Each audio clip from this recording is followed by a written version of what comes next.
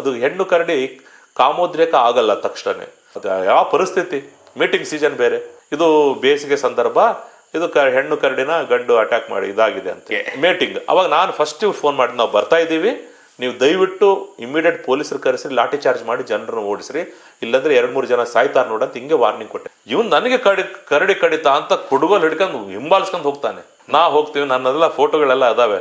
ಕರಡಿ ಹಿಂಗ್ ಕಿಟಕಿಯಿಂದ ಅಲ್ಲೆಲ್ಲ ಮಗ್ಗಿ ಬರ್ದಿದ್ದಾರೆ, ಕಾಗುಣಿತ ಬರ್ದಿದ್ದಾರೆ, ಕರಡಿ ಹಿಂಗ್ ಮಲಗಿ ಹಿಂಗ್ ನೋಡ್ತಾ ಇದೆ, ಹಿಂಗ್ ಮಲಗಿ ಓದ್ತಾ ಇದೆ. ನಾನು ಬರ್ದಿದ್ದೆ ಮಗ್ಗಿ ಕಂಠಪಟ್ಟ ಹಾಕ್ತಿರೋ ಕರಡಿ ನೋಡಿ ಅಂತ ಹಿಂಬಾಲಿಸ್ಕೊಂಡು ಹೋಗಿದ್ದೆ. ಹೆಣ್ಣು ಓಡಿ ಓಡಿ ದಿಕ್ಕು ತಪ್ಪಿ ಗಂಡಿನ ಭಯಕ್ಕೆ ಆ ಹಳ್ಳದಕ್ಕೆ ಹೋಗ್ಬಿಟ್ಟಿದೆ ಹೆಣ್ಣು ಕರಡಿ. ಅಲ್ಲಿ ಬಟ್ಟೆ ಒಗಿತಾರೆ ಹೆಣ್ಮಕ್ಳೆಲ್ಲ, ಅವು ಹೆದರ್ಕೊಂಡು ಚೆಲ್ಲಾಪೆಲ್ಲ ಓಡೋದ್ರು. ರಾತ್ರಿ ಇಷ್ಟೊತ್ತಿಗೆ ಫೋನ್ ಬರುತ್ತೆ, ಕರಡಿ ಬಂದ್ಬಿಟ್ಟಿದೆ, ಮರ ಏರಿದೆ, ತೋಟದ ಮೇಲೆ ಮರದಾಗಿರುತ್ತೆ, ಇಳಿತಾ ಇಲ್ಲ. ಕೋಲಿನಿಂದ ಬಂಡೆಗೆ ಹೊಡಿತಾ ಹೋದ್ರೆ ಅದಕ್ಕೆ ಸಿಗ್ನಲ್ ಹೋಗುತ್ತೆ, ಇಲ್ಲಿ ಯಾರು ಬಂದಿದ್ದಾರೆ ಅಂತ ತಕ್ಷಣ ಸೈಡ್ ಹೋಗ್ಬಿಡುತ್ತೆ. ಅದು ಸಂಜೆ ಮತ್ತು ಬೆಳಗಿನ ಜಾವ ಕರಡಿಯ ಪ್ರದೇಶದಲ್ಲಿ ಓಡಾಡಬಾರದು.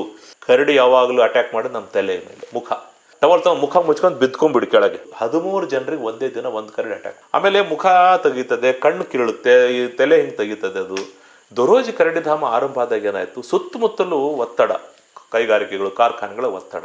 ಅಲ್ಲಿ ಬಂದವರಿಗೆ ಕರಡಿ ಕಾಣಲ್ಲ, ಕರಡಿ ನಿಶಾಚರಿ, ಹೆಂಗ್ ತೋರಿಸ್ಬೇಕು ಕರಡಿಗೆ ಜನರಿಗೆ? ಅವಾಗ ಏನ್ ಮಾಡುದು, ಅರಣ್ಯ ಇಲಾಖೆ ಅದಕ್ಕಿಂತ ಮುಂಚೆ ಏನ್ ಮಾಡಿದ್ರು, ಏನು ತುಪ್ಪನ ಬಂಡೆ ಮೇಲೆ ಹಚ್ಚೋದ್ರಿಂದ ಅಲ್ಲಿರುವಂತ ಕರಡಿಗಳು ಮಾತ್ರ ಬಂದು ಅದನ್ನ ಸೇವನೆ ಮಾಡಕ್ ಬರ್ತವೆ. ಸಂಜೆ ಹೊತ್ತು 4 ಗಂಟೆ 5 ಗಂಟೆಗೆ ಬರ್ತವೆ. ಈ ತರದ ಅಭ್ಯಾಸ ಶುರು ಆಯ್ತು. ಆಮೇಲೆ ಅದಕ್ಕೆ ಸ್ಥಳೀಯ ಹಣ್ಣುಗಳು, ನಾವೇನ್ ಹೇಳಿದ್ವಿ, ಸ್ಥಳೀಯ ಹಣ್ಣುಗಳನ್ನ, ಬಾಳೆ ಇರ್ಬೋದು, ಕಬ್ಬು ಇರ್ಬೋದು, ಬೇರೆ ಬೇರೆ ಹಣ್ಣುಗಳನ್ನ ಹಾಕಿ, ಅವು ಯಾಕಂತ ಹೇಳಿದ್ರೆ ಜನ ನೋಡಿದ್ರೆ ಅದು ಹೌದು ಇದೆ ಕರಡಿ ಅಂತ. ಅಂದ್ರೆ ಸಫಾರಿ ಟೈಮಲ್ಲಿ, ಸಫಾರಿ ಅದು ಸಂಜೆ ಹೊತ್ತು ಮಧ್ಯಾಹ್ನ ಆ ಭಾಗದಲ್ಲಿ ಮಾತ್ರ ಏನ್ ಮಾಡ್ತಾರೆ, ಒಂದು ಭಾಗದಲ್ಲಿ ಅವುಗಳಿಗೆ ಜೇನನ್ನ ಕೊಟ್ಟು ಅದನ್ನ ಇದೆ ಸ್ವೀಟ್ ಲಿಕ್, ಸಾಲ್ಟ್ ಲಿಕ್ ಅಂತ ಒಂದು ಪ್ರಾವಿಷನ್ ಇದೆ. ಈ ಸಾಲ್ಟ್ ಲಿಕ್ ಅಂತ ಏನ್ ಮಾಡ್ತಾರೆ, ಬೇರೆ ಅಭಯಾರಣ್ಯಗಳಿಗೆ ಸಸ್ಯಾಹಾರಿಗಳೇನಂದ್ರೆ ಅದರಲ್ಲಿ ಉಪ್ಪಿನಾಂಶ ಇರಲ್ಲ ಆಹಾರಕ್ಕೆ, ಉಪ್ಪು ಬೇಕು ಅವಕ್ಕೆ. ಹಾಗೆ ಏನ್ ಮಾಡ್ತಾರೆ, ಉಪ್ಪನ್ನು ಹಾಕ್ತಾರೆ ಅಲ್ಲೆಲ್ಲ. ಅದು ಕೊಡೋದ್ರಿಂದ ದೇಹಕ್ಕೆ ನಮ್ಗೆ ಉಪ್ಪಿನಾಂಶ ಬೇಕಾಗ, ಯಾಕಂದ್ರೆ ಸಹಜವಾಗಿ ಉಪ್ಪು ಸಿಗುತ್ತೆ ಎಲ್ಲಿ, ಕಾಡಲ್ಲಿ ಅವು ಮಣ್ಣಿನಲ್ಲಿ ಇರ್ತವೆ, ಮಣ್ಣನ್ನು ತಿನ್ಬೇಕಾದ್ರೆ ಅದ್ರ ಮೂಲಕ ಸಿಗುತ್ತೆ.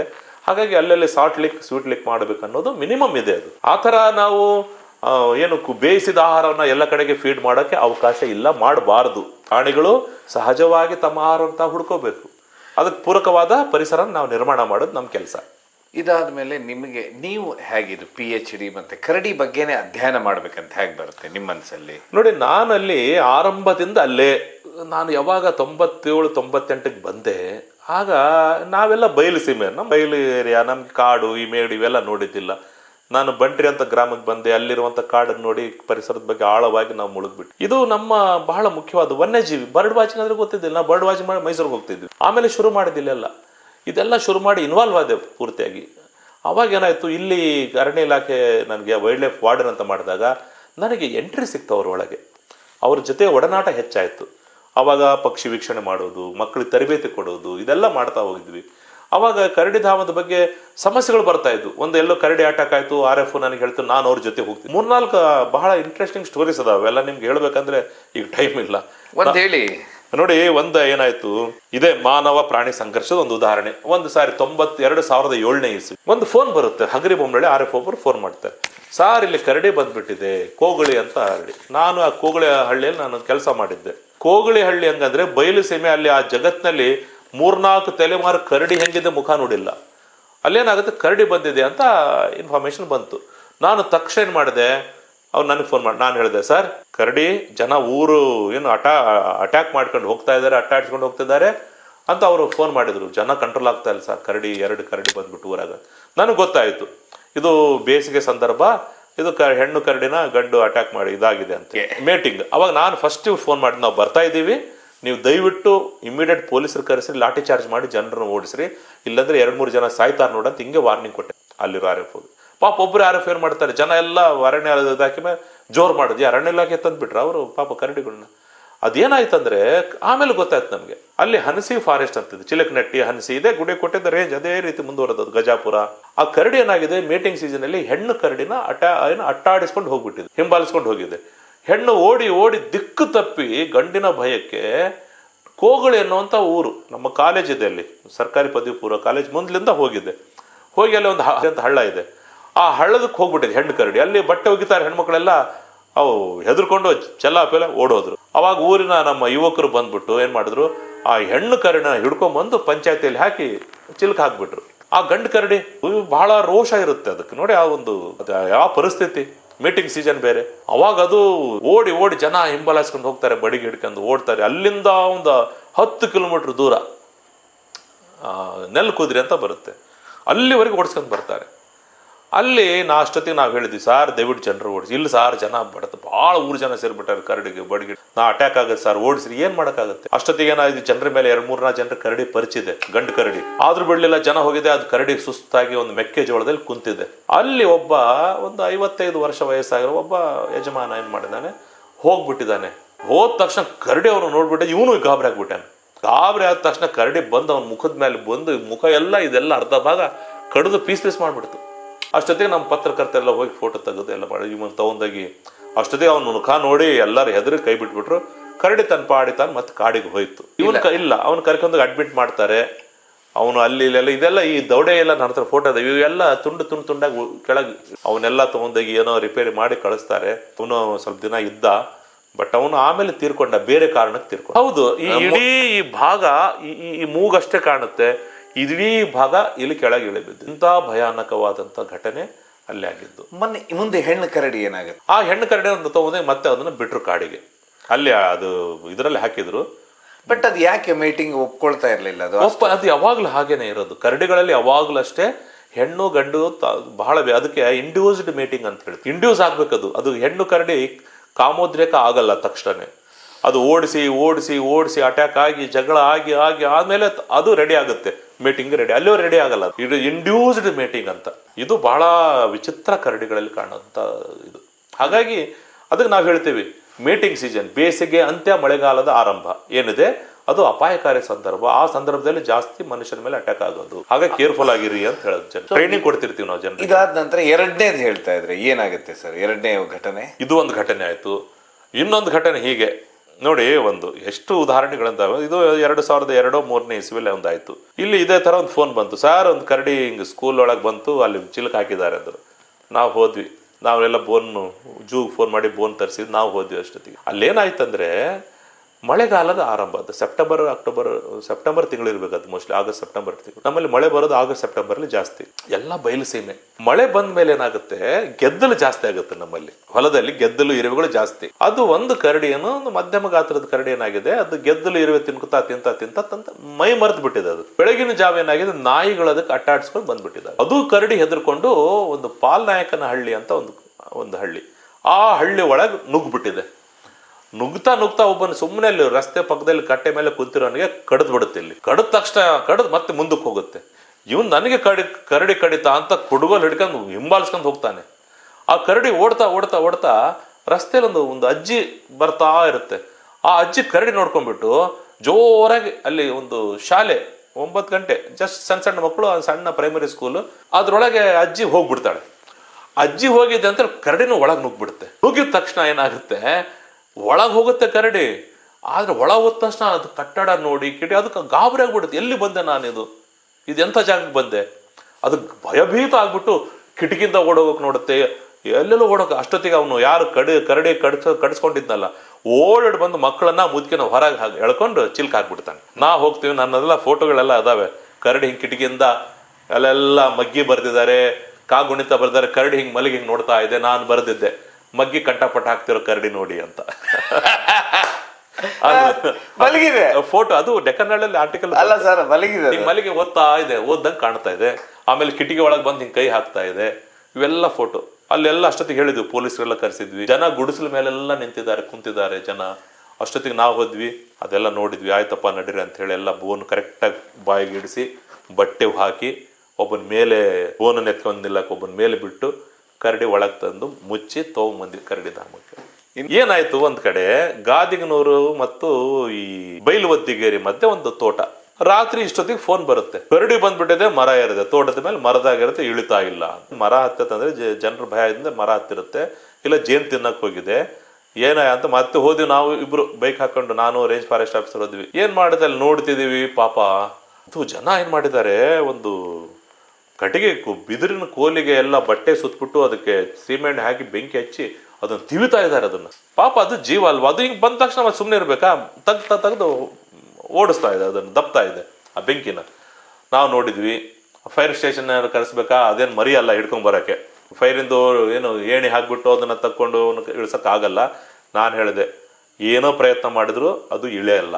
ಯಾಕೆ ಭಯ, ಅದು ಅಷ್ಟು ಹೆದರ್ಕೊಂಡು ಬಿಟ್ಟಿದ್ದೆ ಜನ, ಇಷ್ಟೊಂದು ಜನ ಪಾಪ. ಅದು ಏನೋ ಕಾರಣಕ್ಕೆ ಬಂದಿದೆ ಮೇಯ್ಕೊಂಡು. ಕರಡಿಧಾಮ ಪಕ್ಕದಲ್ಲೇ ಕರಡಿಧಾಮ ಇದೆ, ಇಲ್ಲಿ ತೋಟ ಮಾಡ್ಕೊಂಡಿದ್ದಾರೆ, ಅದರಲ್ಲಿ ಮರ ಏರ್ಬಿಟ್ಟಿದೆ, ಬೇವಿನ ಮರ.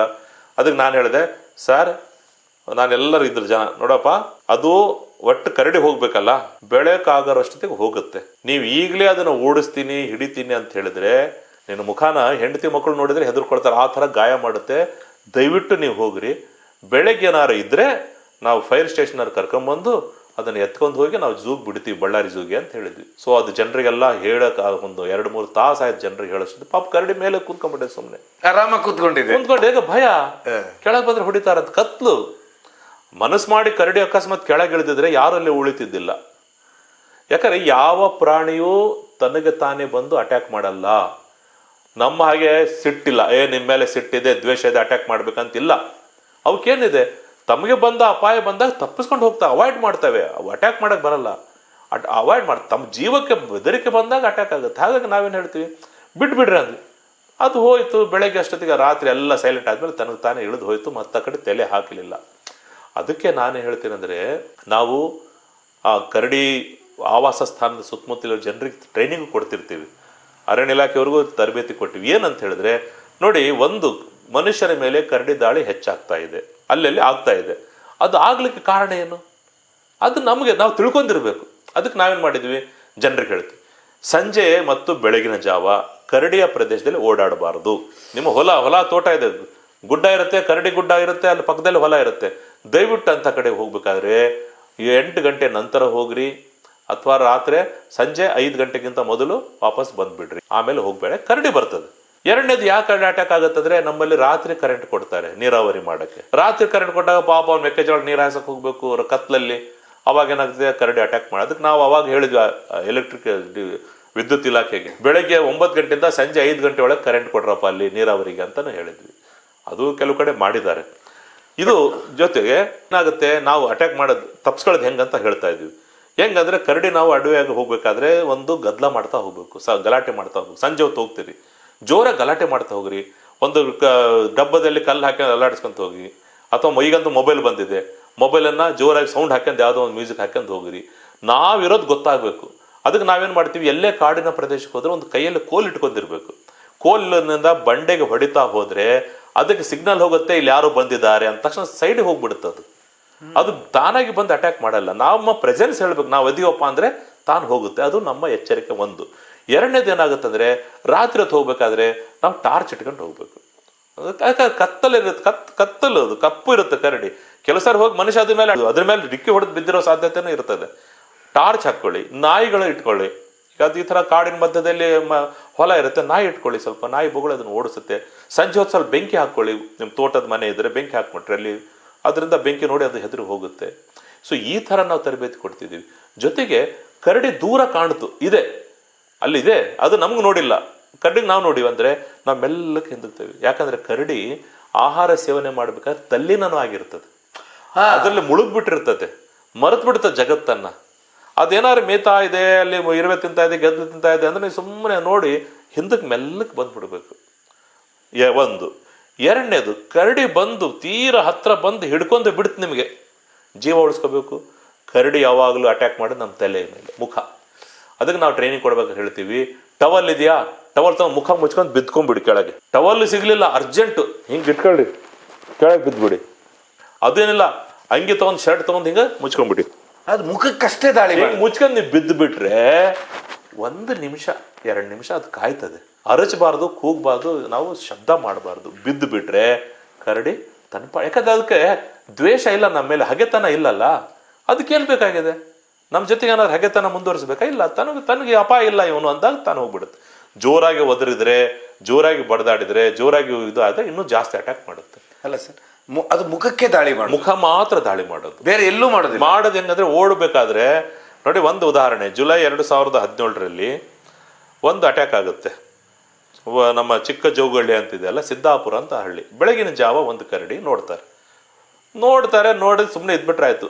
ಬಡಿಗೆ ತೊಗೊಂಡು ಊರ್ ಜನ ಎಲ್ಲ ಅಟ್ಯಾಕ್ ಮಾಡೋದನ್ನ ಹಿಂಬಾಲಿಸ್ಕೊಂಡು ಹೋಗ್ತಾ ಹೋಗ್ತಾ ಒಬ್ಬ ರೈತ ಇರ್ತಾನೆ, ಅವನಿಗೆ ಕಾಲಿಗೆ ಯಾಕೆ ಮುಖ ಇಷ್ಟಿರುತ್ತಲ್ಲ, ಕಾಲು ಸಿಗುತ್ತೆ, ಕಾಲು ಕಚ್ಚುತ್ತೆ, ಹಿಂಗೆ ಪರಿಚಿತ ಓಡಿತು. ಮತ್ತೊಬ್ಬ ಮುಸ್ರೆ ತೊಳಿತಾರೆ ಹೆಣ್ಮಗಳು, ಆಕೆಗೆ ಹಂಗೆ ಹೊಡಿತು, ಹೋಯ್ತು. ಮುಂದೆ ಹೋಗ್ತಾ ಇನ್ನೊಬ್ಬನ ಯಾರು ಸಿಗ್ತಾನೆ, ಹಿಂಗೆ 13 ಜನರಿಗೆ ಅಟ್ಯಾಕ್ ಮಾಡಿತು ಒಂದು ದಿನ. ಅದರಲ್ಲಿ ಚಿಕ್ಕ ಜೋಗಳಿ ಗ್ರಾಮದಲ್ಲಿ ಕಸ್ತೂರಿ ನಾಯಕ ಅಂತ 60 ವರ್ಷದ ಮುದುಕ ತನ್ನ ಪಾಡಿಗೆ ತಾನು ಹೋಗ್ತಿದ್ದಾನೆ ಅವನು ಪಾಪ ರಸ್ತೆಯಲ್ಲಿ. ಅವನು ಸಿಕ್ಬಿಡ್ತಾನೆ, ಜನ ಹಿಂಗೆ ಬರ್ತಾ ಇದ್ದಾರೆ.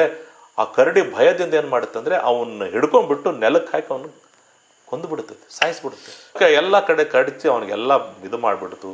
ಅದನ್ನ ನೋಡಿದ್ಮೇಲೆ ಜನ ಸೈಲೆಂಟ್ ಆಗಿಬಿಟ್ರು, ಸರಿದ್ ಬಿಟ್ರು. ಆಮೇಲೆ ಅದು ಹೋಯ್ತು. 13 ಜನರಿಗೆ ಒಂದೇ ದಿನ ಒಂದು ಕರಡಿ ಅಟ್ಯಾಕ್ ಮಾಡಿತು. ಅದಕ್ಕೆ ನಾವು ಹೇಳೋದು, ಕರಡಿ ಇದ್ರೆ ನೀವು ಹೀರೋಗಳಾಗ್ಬೇಡ್ರಪ್ಪ, ಅರಣ್ಯ ಇಲಾಖೆಯವ್ರಿಗೆ ಹೇಳಿ ದೂರ ಇರಿ, ಅಬ್ಸರ್ವೇಷನ್ ಮಾಡಿ. ಯಾಕಂದ್ರೆ ಅದು ಮಬ್ಬು ಕರಡಿ ಅಲ್ಲ, ಟೆಡ್ಡಿ ಬೇರ್ ಅಲ್ಲ, ಅದು ಅಪಾಯಕಾರಿ. ನೀವು ಹಿಂದೆ ಇರ್ತೀರಿ, ಆದ್ರೆ ಮುಂದಿರೋರ್ ಗತಿ ಏನು? ಕರಡಿ ಓಡ್ತಾ ಓಡ್ತಾ ಓಡ್ತಾ ಮುಂದೆ ಯಾರು ಕಾಣುತ್ತೋ ಅವ್ರನ್ನ ನನ್ನ ವೈರಿ ಅಂತ ತಿಳ್ಕೊಂಡು ಅದನ್ನ ಅವ್ರ ಮೇಲೆ ಅಟ್ಯಾಕ್ ಮಾಡುತ್ತೆ. ಹಾಗಾಗಿ ದಯವಿಟ್ಟು ಕರಡಿ ಏನಾದ್ರೂ ಕಂಡು ಬಂದ್ರೆ ದಯವಿಟ್ಟು ಅರಣ್ಯ ಇಲಾಖೆಗೆ ಹೇಳಿ ದೂರ ಇರ್ರಿ, ಸಾಯಿಸ್ತು. ಆಮೇಲೆ ಮುಖ ತೆಗೀತದೆ, ಕಣ್ಣು ಕೀಳುತ್ತೆ, ಈ ತಲೆ ಹಿಂಗೆ ತೆಗೀತದೆ. ಇವೆಲ್ಲ ಭೀಕರ ಚಿತ್ರಗಳದಾವ.